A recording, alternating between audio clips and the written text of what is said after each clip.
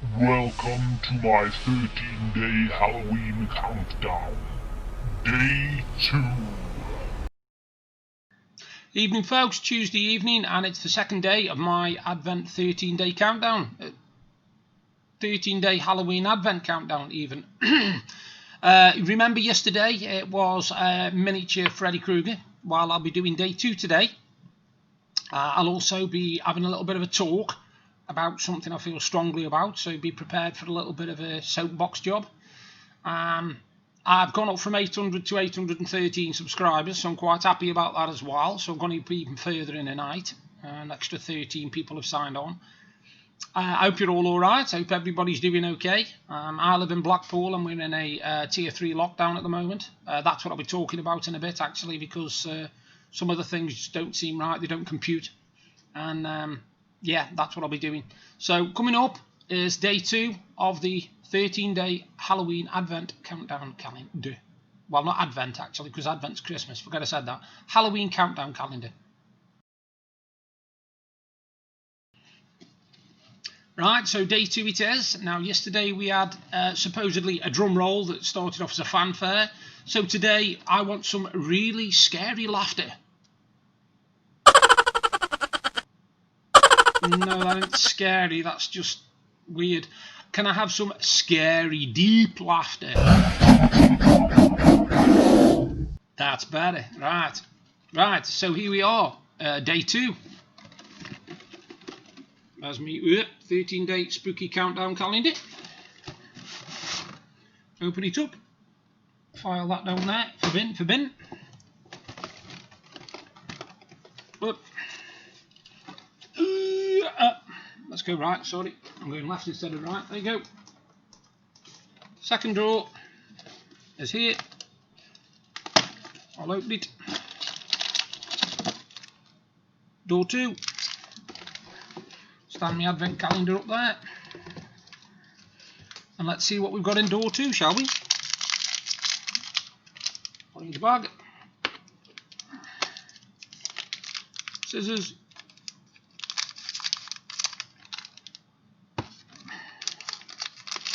We have... Ooh! Not sure who she is, actually.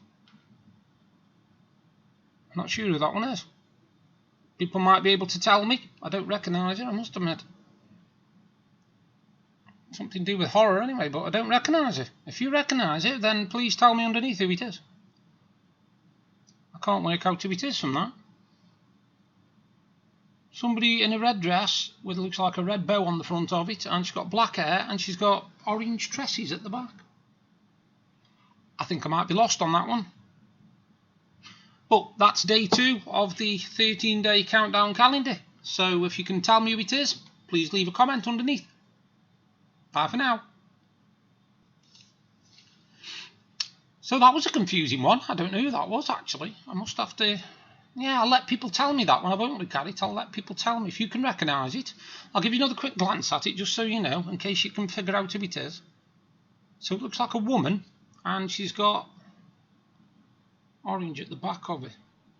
I wasn't sure if she was one of the Anne Rice vampires, but I'm not 100% certain, because I'm pretty sure there was one about a woman, but I can't remember what it was called. Anyway, yeah, what I wanted to talk about today, to be honest with you, it's about the debacle, I suppose you call it, really. That's the tier 3 lockdown. Now, if you don't live in Blackpool, you won't know. And if you've ever heard of Blackpool, I'll just explain. It's a seaside resort. We need seaside pounds from tourists, etc., etc. Now, a lot of this country, if you're from this country, will know a lot of people have been put on what's called furlough, which means the government pay a certain percentage of their wages, but the people have got to stay at home, they can't work. Now, our government have come up with a brilliant one. And if you can get your heads around this, then try and tell me how it works. The B&Bs and hotels in Blackpool can stay open. Right? They can stay open and still trade. But they're telling people around the country not to travel. So those people that normally travel up here on holiday are being told not to travel. But the B&Bs and the hotels are being told that they can stay open. Well, I live in Blackpool, and I can't imagine owning an hotel or a B&B and expecting to have guests when guests have been told they can't travel. People are cancelling left, right and centre. I don't wake up in the morning and say to Deb, I fancy a couple of nights in a hotel in Blackpool. Because really, the people in Blackpool are the only ones who will be able to stay.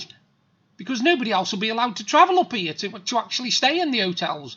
So, if the government's listening or anybody knows anything about this, what they should do is take the government guidelines and say, right, shut us down. Tell us from now on we can't trade anymore. We can't do any more B&Bs and we can't do any more hotels. Because if you do that, we can then apply to the furlough scheme. We can actually get some money. But what you're basically doing is you're telling us we can do a job, but we haven't got the tools to make that job prosperous. We haven't got the customers coming in. You know, it's like having a golf club and saying to people, we haven't got any golf clubs. So people turn up to play golf, but there's no golf clubs there, so you can't play. Well, it's like this. You've got a hotel that says, yes, you can keep the rooms open and you can advertise the rooms, but we're advising people not to come up to Blackpool on holiday. So if you can explain the logic in that to me, it would be fantastic. And the other thing I thought was hilarious to do with this, actually, is that Tier 3 lockdown, Blackpool are in it, and Liverpool are in it. Now, see if you can get your head around this one. In Blackpool, the gyms can stay open. In Liverpool, all the gyms have got to shut. Now, bear in mind, we're both on Tier 3 lockdown. But they've turned around and they've said, how they work this out, I do not know, more people are at risk of catching it from gyms in Liverpool than they are from gyms in Blackpool. Can you figure that one out?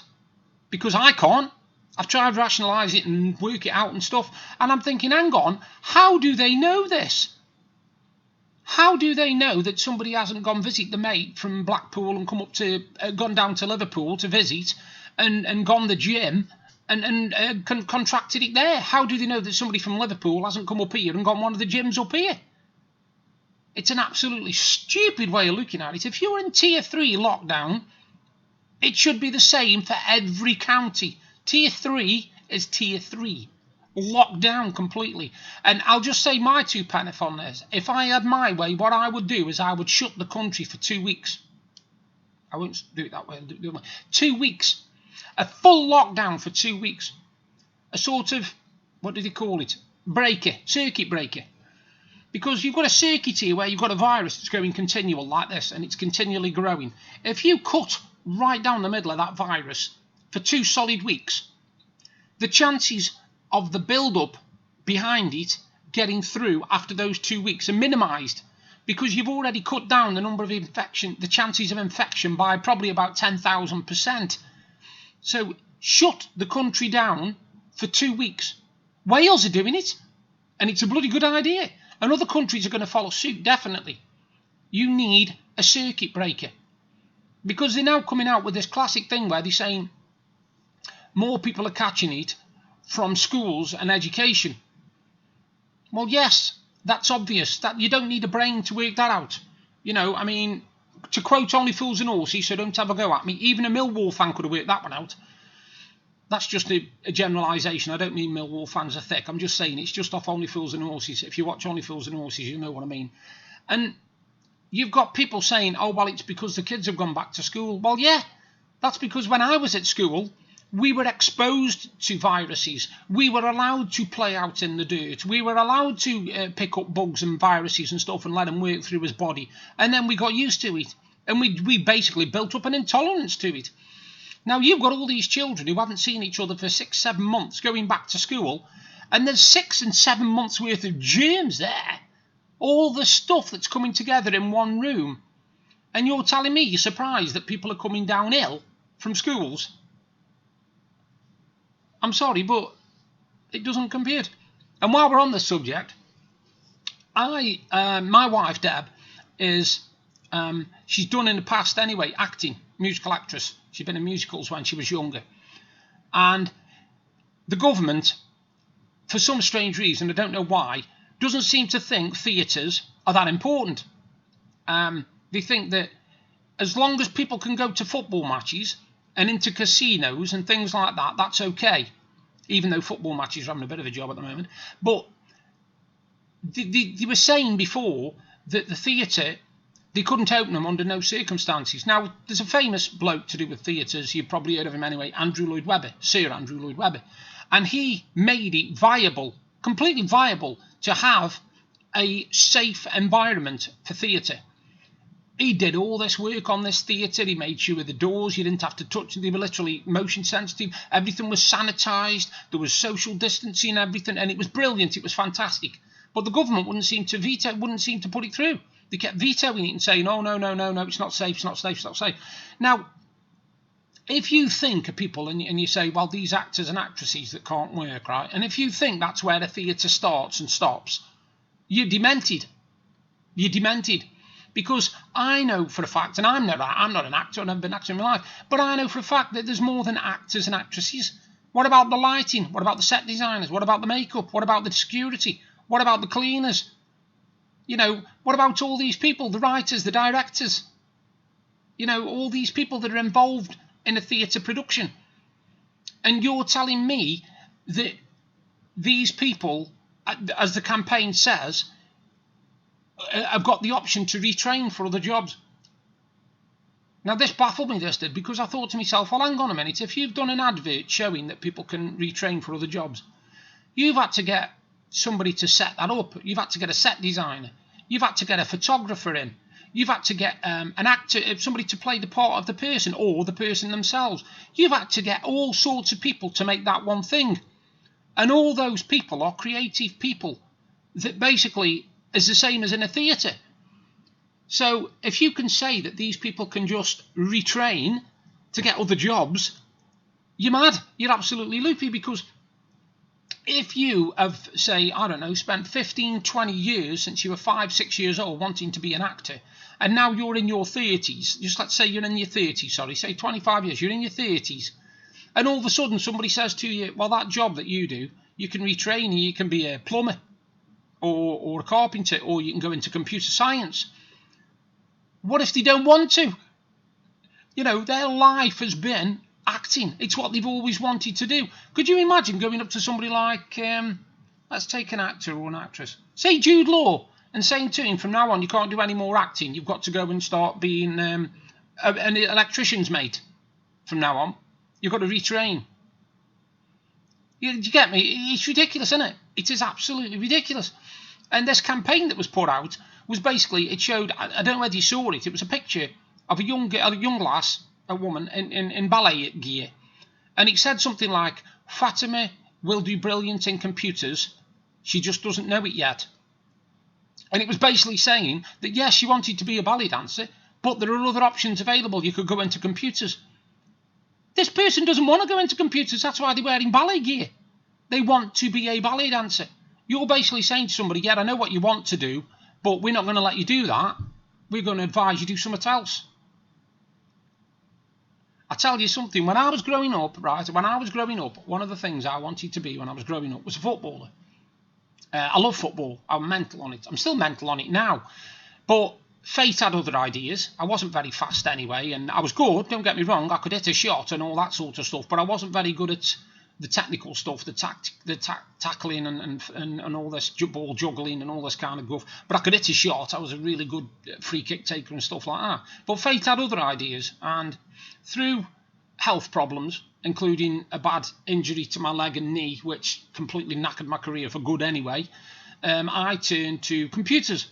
And it was something I knew I would love to do. And I've been mad on computers ever since. I'm always tinkering with computers. I've got a mate called Ian Maddock, who's down in Stoke. And for years and years, me and him have been mates, 30 odd years. And we are always bouncing stuff off each other to do with computers. If he's got a problem, he'll ring me. If I've got a problem, I'll ring him. And just in case you're interested, by the way, we do a fantastic retro gaming vlog. I'll put the link underneath to a couple of the videos. We've done 2 parts so far. We were going to do a part 3, but unfortunately things happened in my life which meant I couldn't do it. I am going to do it because we've reached a good part now. We've already done the retro from the start. We started with the very, very early computers and got to where we are now. But going back, Yeah, but I wanted to do that, and I went into computers. And now, if somebody suddenly turned around and said to me, because obviously, in case you don't know about me, I'm a disabled author. I've got a condition called Charcot-Marie-Tooth, and what it basically is my nerves and my muscles in my body wear away, and they're not as effective as other people. I can stand, but I have to hold onto a wall for balance. I can't grip things properly, and if I can, it's only for the short bursts.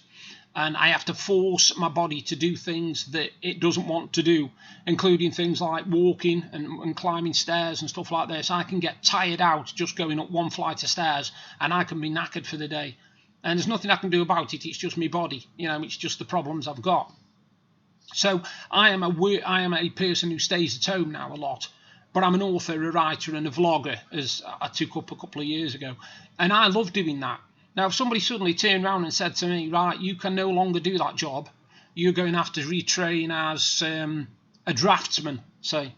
You're going to have to start doing like technical stuff like that. And I'd be like, you are taking it, aren't you? I couldn't do that in a million years. Oh, yeah, but you're going to have to because we are advising you to, otherwise you haven't got a job. Well, of course, writing, being an author and all that isn't a job. I don't get paid for it. I do it because I like doing it, especially vlogging. So to me, it would kind of be like, well, hang on, I've wanted to do this all my life, this writing and stuff, all for a very, very long time anyway. So why should I now have to compromise for you? And I don't think any of these creative people, these actors, actresses, and like I said, lighting, set designers, security, they're all important parts of a theatre. And if you can tell them that their profession, their creative profession, isn't really that important because they need to retrain, then you are really, really going to have a lot of angry creative people on your hands. Because there are a lot of people in the creative industries that make a massive difference to people's lives. I mean, when you're bored, what do? Some people, they will either read a book, which has been written by somebody creative. They will watch a TV show, which has been acted and set up and designed and created by somebody creative. Or you will play a computer game, which has been done by somebody creative. You can't have the creative industry without... You can't survive, really, because everything, even music, you've got music. Well, singers are creative. The music producers are creative, So you take out the creativity industry, everything that's to do with creativity, and you've got nothing left. There's nothing left at all. I mean, this is a massive, massive part of society, and they're acting like it's something you could just forget in a day. And bear in mind, these people who are saying this are the same people that think nothing of going to the theatre to watch a play. That's okay, that is, when things were better, when things weren't as bad with this COVID thing, they go to the theatre 2 or 3 times, no problem, yeah, don't mind that. I love watching anything like that. But suddenly, them jobs are not important no more. Suddenly, them jobs can be replaced, and you can retrain. Whatever. I told you it was a soapbox moment, didn't it? I got a lot of things on my mind that I've sort of held on to because I knew I was going to be expressing them on the internet. Now, fair enough. If you've got any queries or any questions, or you don't agree, or you anything at all, drop me a line. You get the information at the end of this vlog. It'll tell you exactly how to contact me on Facebook, how to contact my email address. I'm on Instagram and Twitter. It's easy to get in touch with me, and I do welcome criticism, and I also do welcome questions because I like answering questions. I've always been into the word, if you like. I like anagrams, and I like crossword clues, and I like all sorts of stuff like that. And I think that's what the beauty of being a writer is. Your creativity knows no bounds. Your imagination is just there. I mean, every single day, my head is full of different stories and little things, quips and everything that I think of putting into books or I write down so that I can, make them into a short story or whatever. Which reminds me, by the way, if you go on to sonofdell.blogspot.com, there's a couple of short stories on there if you want to give them a read. One's called Interview Number 5, and it's a bit sci-fi fantasy. And the other one, I'll let you figure that one out. but it's to do with luck, shall we say. It's to do with luck and fate. And if you like a good read, go on there and have a read of them. You know, feel free. Anyway, that's day 2 of the Halloween 13-day countdown. I hope you enjoyed it. I hope I didn't bore you too much with the stuff. And if you've got any questions or queries, feel free to email me at sonofdell@hotmail.com. You can Twitter me at JasonCotton5. You can Instagram at sonofdell45. And you can also Facebook me. I'm just on there as Jason Cotton. You all take care, and I'll do another vlog tomorrow. Day 3 tomorrow. Don't forget, if anybody knows who this is, I'll say it again. Please let me know. I'll put it there so you can see it. I don't know who she is. It's going to bug me for a while, that is, I think. This isn't the woman out the cell, is it? No, I don't think so. Anyway, if you can figure it out, drop me a line. Bye for now. You all take care.